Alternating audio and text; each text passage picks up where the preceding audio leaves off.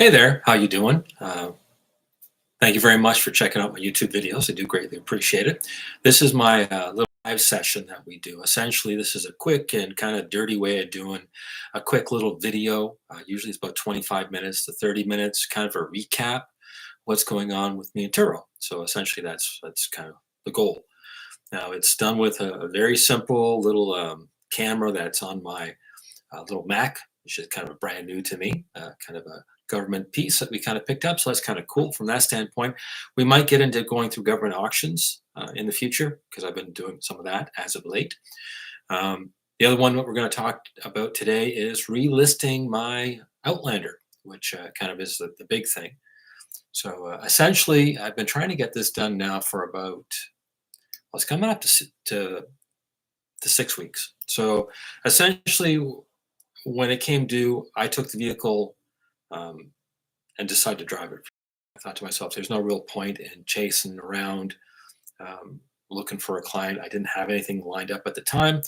And the timing on the inspection didn't run coherent with the idea of changing tires. It was just too soon. So I thought to myself, well, there's no real point in going and getting an inspection done when we're dealing with minus 22 outside, tons of snow, ice and debris. I'm not pulling my snow tires off at that point. So I thought I'd put it off a little bit. So I did put it off for a couple of weeks on my own end. So we did go out, we did get the inspection done, everything was completed. Now I tried going through Turo's automated system to try and get feedback, and I did that 3 or 4 times, and each time I didn't get a response. So that's 3 general inquiries into Turo with no response. Then on the 4th one, they sent me a response, said, hey, we do have your stuff in queue. It'll take 2 to 3 business days for us to kind of resolve what we're doing. And I thought, okay, well, maybe it's a peak time, or maybe they're low on staff, or who knows, right? But anyways, it's just, this has now managed to kind of move past a 2-week time frame that I kind of gave myself to 4 weeks. Now we're coming up to about, I think it's almost 5 or 6 weeks now that we've been trying to get this vehicle relisted. So from that point, I'm going to tell you that you actually have to deal with Turo directly. They're kind of a bit of a pain in the ass. Don't mean to say it that way, but they are. They don't really respond quickly to emails. They do respond quickly if you're got a vehicle out. So in other words, they kind of move, I think, you up through a priority to be able to say, okay, well, clearly he needs to get a hold of somebody because he's got a client out in a car, and they seem to be responsible as far as that's concerned. They seem to be pretty good. But when it comes to relisting this vehicle, again, this is my first time doing an inspection.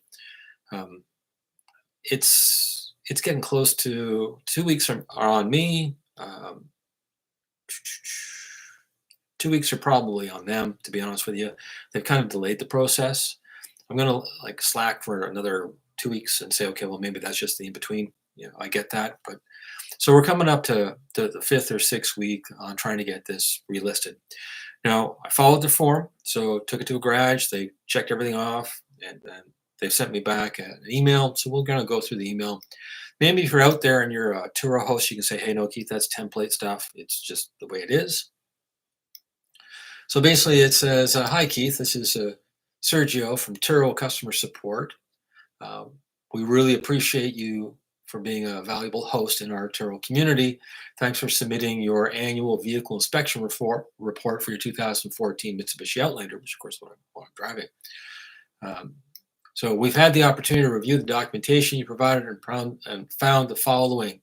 Inspection form does not indicate whether the vehicle did pass inspection. Now, there's no comment section or area where it says in bold letters, passed, right? So it's just a series of check marks. So there isn't really anywhere there to say passed. Now, you think that the logic would be is you look at the check marks and go, oh, well, it looks like met all the criteria. Plus, I included the billing from the garage. So it also shows some of the work that was required based on those inspections to get completed. So in other words, we did a little exhaust work, and we did a couple cleanup on a few little things, but nothing major, which is the vehicle just passed the Ontario safety inspection about 6 months ago. So It's got maybe 8,000, maybe 9,000 kilometers on it since that inspection, and it passed that inspection with no issues. It was perfect from that standpoint. And I've since added tires to it. So in other words, I have an inspection as far as the Ontario standard is concerned. So in Ontario, Canada, when you buy a vehicle, you have to go get it inspected. It's an easy process. It's nothing complicated. But they check tie rods, ball joints, struts, brakes. They check the heating and AC system. They check all the lighting. Like it's a comprehensive inspection. It's not a warranty or guarantee of condition. They don't go and give you an engine compression check or give you an overall view of what the vehicle is worth or kind of whether or not it's going to last you. But it's a pretty comprehensive report from that standpoint. It includes the percentages from there. So I knew going into this Turo inspection, which is like 30 points, it would be like nothing, like maybe a set of wipers, like wiper blades, little things. And it wasn't due for an oil change yet. That was coming up for another 2,000 kilometers. The tires hadn't been due for the changeover because I have winter tires on. So doing this Turo inspection midwinter was really inconvenient. I'm just going to point that out. Really poor timing, and clearly it's a company that I think when we're reading here is from the States, and they're from an area where there is no snow. I think it's answer support. It is from San Francisco. So again, this is the response that I get from San Francisco, where if you were a little more intuitive when it came to the vehicles that are in the area, and I know it's a nationwide, including Canada. I think even Mexico has it now. You think you step back and say, well, look, these guys are going in anyways. Like I go in spring and fall to do tires. I also do an oil change midsummer.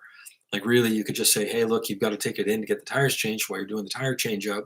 Please have these things checked. That would only make sense. And logically, it doesn't make any sense to do it this way. It's kind of a cash grab, and it's not on their end. It's kind of like you don't charge me for that, but I have to pay a mechanic to go through it. It's a rant, just being an old guy rant. So anyways. So the inspection form doesn't indicate whether or not the vehicle passed, which just means the person didn't take the time to read the inspection form in the week or a week and a half that they had it on their desk. So I find that a little bit annoying.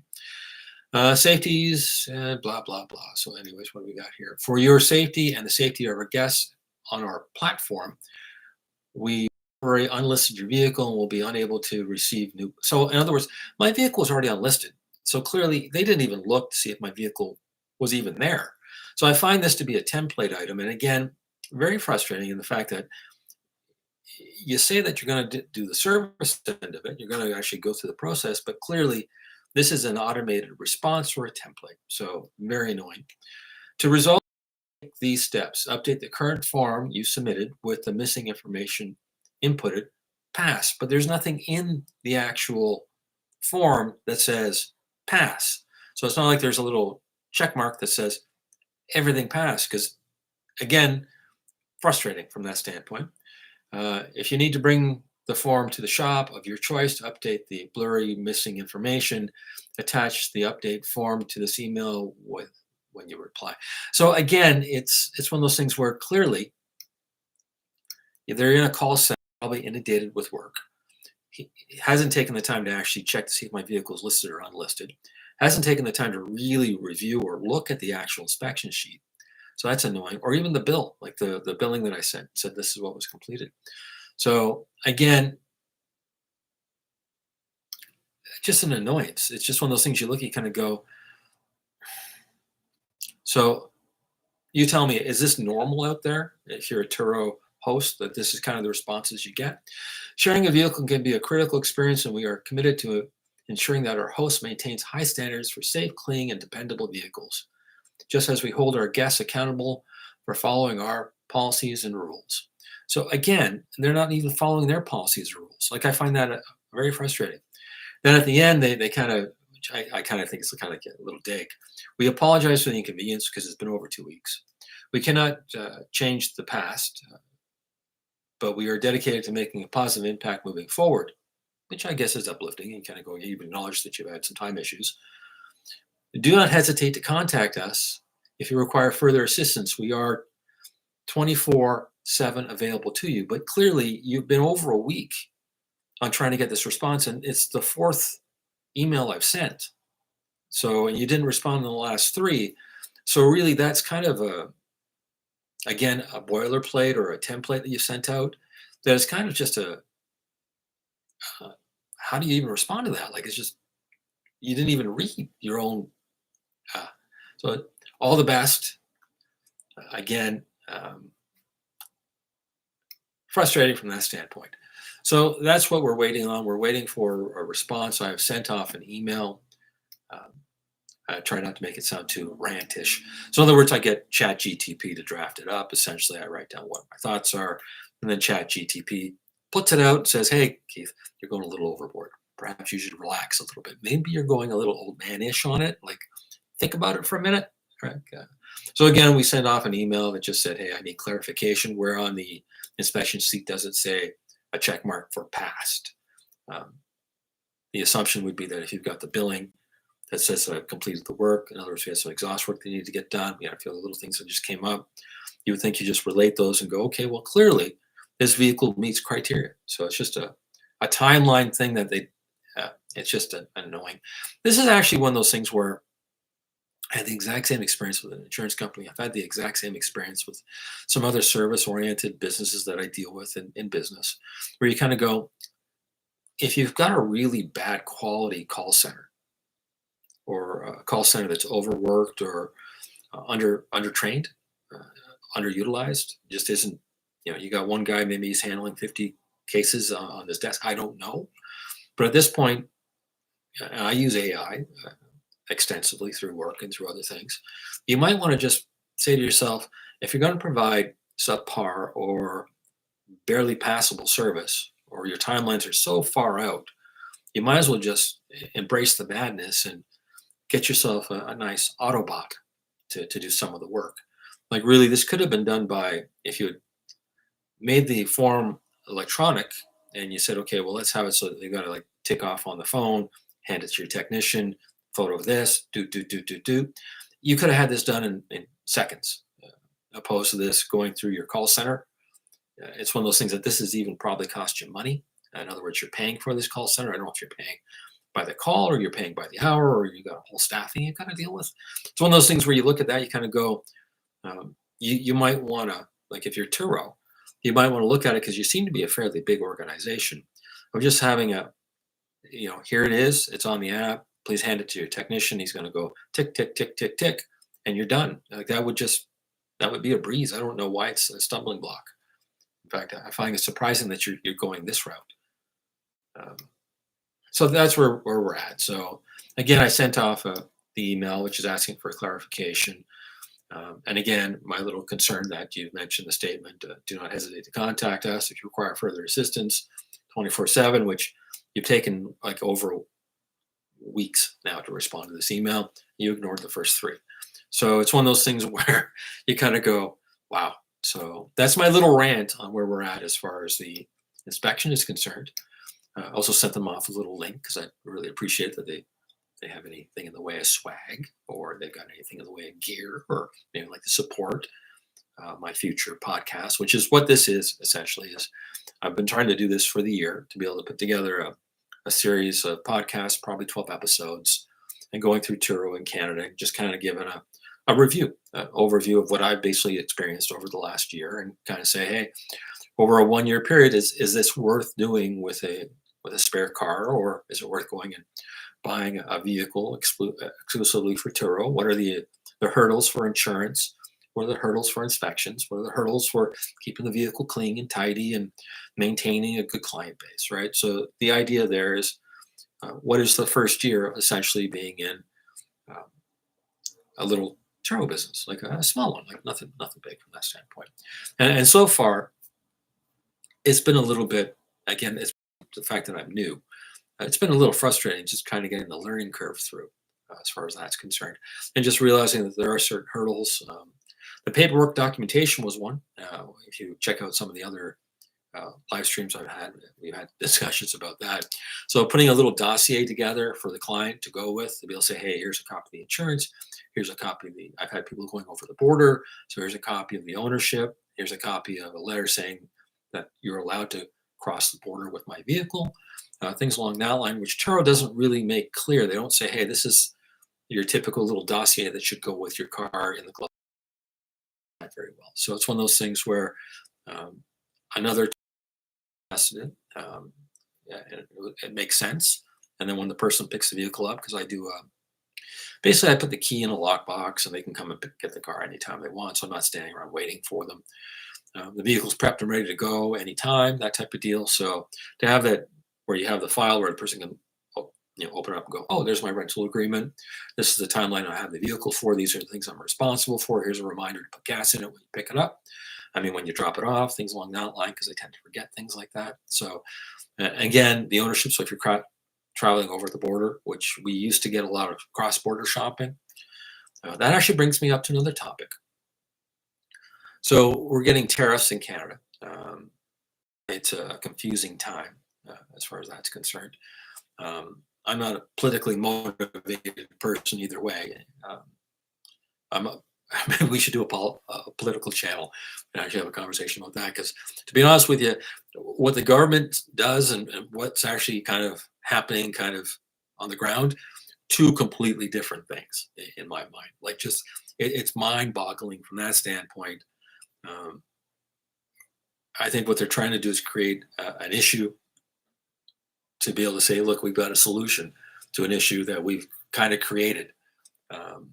It's one of those things where until it kind of settles down, it's no real point in discussing it because we're going to go through an election. We went through a leadership pick with the Liberal Party, which is just a train wreck. So in other words, I don't think the guy that we have temporarily in the position is really experienced enough. Or again, this is where I'm getting my little input. And it's just that they aren't really dealing with the direct problems. They're going all over the place. And I think Turo being an online service and based out of the States, I think potentially we might be looking at a tariff on this type of service in response. And if that's the case, well, then if there's a 20% or a 10% tariff on, again, it's in reaction to we tax, what do we tax? I think we tax, I think if you got Disney or if you've got, I don't subscribe to these services, so I have never really seen the billing, but apparently we're taxed on internet services that come from the States. So I don't know if Turo will follow that position down the road. Again, because they are based in the States and they are technically providing a service in a roundabout. Well, they are. They're basically a booking service. So whether they have a Canadian office or a Canadian division, I don't know. Turo hasn't really put out any notifications to say, hey guys, be ready, expect this to occur. And it hasn't come up yet. So that's one of those things where I'm anticipating probably at the end of the month or next month that there'll be a discussion in that regards, because there seems to be a lineup on adding new tariffs on the Canadian side to offset the Americans' response to. It's one of those things where as an individual, like if you sit back and you kind of go, what's going on? It just seems outlandishly stupid on like both ends. And I'm not knocking either one. I'm just saying that it's one of those things where couldn't you just sit in a room and have a discussion, because it seems to be like you're avoiding everything from that standpoint. There's no real clarification on a lot of this stuff, and a lot of it is fear mongering, and I don't know if that's the government or it's just the nature of the YouTube. It's just one of those things where I think once we get an election, which I think will probably be in November, which is coming real quick, maybe October. I think that'll probably give a pretty clear direction on where we're going. But it's one of those things where at this point, there's no real discussion about it because there really isn't anything really to counter with. It's one of those things where it's beyond my control. So I can't really tell you what Turo's thoughts are. I can't tell you what the government's thoughts are. I'm in Ontario, which we've got Doug Ford, which he's a character to begin with. And I'm not knocking the guy because he's been handed a set of cards that really worked great during his process. So got to cut him a little bit of slack. At the same time, he's been caught doing some pretty weird things. But you kind of look at who else is out there. Like we had a provincial election that really just was off the radar, mainly because there wasn't really an alternative. There wasn't anybody out there really countering to say, "Hey, look, these are the points." It's a shame. It just seems that for whatever reason, after COVID, the political structure in Canada has just gotten lazy, I guess is the word, or slow, um, crippled. Um, I don't want to use the word broken because apparently that's an issue. But it's one of those things where, again, no one really talks about, the guy on the ground. Well, what is his real concerns? Um, no one really does. So it's one of those things where it's just again, November's coming up. October is going to probably be the election. We'll probably see a change in government, or at least we'll see in Canada. It's not like the U.S. A little different. It is really good if there's a balance of power. Um, so if it means that they've got to work to push a bill through, to be able to have compromises and actual consent of another party to be able to make things work. And at this point, we've had kind of that little lopsided um, lack of that, I guess, a conservative voice or that middle ground voice to say, hey, guys, you've moved a little too far over here. You need to pull it back a little bit. They haven't had to do that in 9 years because, again, they've been well, they haven't been the majority, but they've been pretty much in Canada. It's liberal, and you got the NDP are pretty much they're the same thing. They didn't used to be. 10 years ago, the NDP used to be a very different party than what it is now, which is a shame. Again, that directly reflects, I don't think necessarily the leadership, but I think probably that upper level leadership is probably a little tried to blend in, or I don't know what they were doing. Um, they've fallen away from what their original mandate was. So as far as I'm concerned, liberals to a certain extent as well, they're way out there too as far as what their original idea or mandate was when they were elected. Conservatives seem up as far as that's concerned. Again, I think because they're actually being pretty clear. Like, hey, this is A, B, C, D. These are the three items we're going to deal with. These are our perspective, and I think we'll see a swing, which I don't know will be a good thing. Again, it's one of those things where everything was kind of nice and even, and everybody had to fight in Parliament to say, okay, here's the bill, or here's the deal. Then there's compromises, things are worked through a little more before they hit the ground running. At least that's what I've noticed in the past. So again, politics, we're not going to get into that unless we might do a separate might panel for that. Who knows? Maybe we'll do how does it relate to transportation. I'm in automotive, so I'm also in I guess the field that technically might get might impacted the most from that standpoint. But again, you can't really get worked up over it until we're in that November or October range when the election kind of comes up, because unfortunately, really nobody there to really make an agreement or to negotiate. Parliament really isn't running.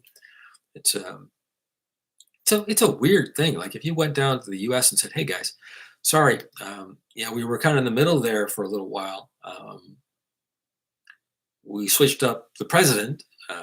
We bumped the second up, and we're just going to put back in 3 months sign on the door, and we're going to put everything on hold for that time period, and essentially just saber rattle and make lots of noise with no real direction." So again, I don't know if that would fly in the States, because I think it's just a weird contrast because we're so close that you can kind of go, okay, well, one doesn't make any sense. And we get the media from the States. So a lot of younger Canadians coming up, or just people that aren't really aware of how the parliamentary system works, they get confused by, this is how the US is. Canada doesn't really work that way. If you're going through the public educational system in Canada, it's free, but they don't really cover They don't really cover politics too much. They don't cover politics, and they don't really cover religion. They don't get into personal finance. They don't really talk too much about history is pretty dodgy too. The maths aren't bad, and science isn't too bad, but everything else is reading and writing is kind of okay. But it's one of those things where because we kind of grade ourselves, it would be interesting actually if somebody said let's audit the educational system. Probably find a lot of teachers will start rocking back and forth and go, you need to know this. Like, probably a lot of stories from that standpoint. That's probably a whole other channel altogether. Just a response of teachers and educators on uh, little foibles that get missed or that you're going to find out after they're out of the whole high school thing or into a college or university setting. Just those little blind spots that Canadians have. That would be interesting to kind of go through. Again, when I went through school, it was completely different from I've got a nephew who went through it completely different, whole different experience altogether. So again, it's one of those things where I'm getting on to rattle. This is where I kind of deviate from conversation. So, but that's where we're at politically up here in Canada. So I don't know if I'm going to get a 20% tariff down the road because it's an online service. Um, if that's the case, at 20 additional points on this, um, I think there'd be a period where it kind of levels out. Was it a rising tide lifts all ships? So in other words, if it's 20% right across the board, uh, it is what it is. It means I've got to transfer 20% additional cost onto the consumer. So the person who's renting my vehicle is going to pay 20% more. Does that mean that they're going to pay 20% more at a Tilden, a Canadian-based car rental agency? In which case, that kind of blows Turo right out of the marketplace. So it's one of those things where only time will tell. So November, December, we'll see what happens end of the year. But again, we're still moving forward. I'm waiting for a response to get this vehicle listed again, and we'll go from there. So we're coming up to 26 minutes. That's kind of where we're at. Insurance issues, it's all been resolved, which is kind of nice. We talked about that on the last one. I did do a little vehicle shopping. I went and looked at a 2014 Fiat 500. So we're trying to work a deal on that. It's a little two-door.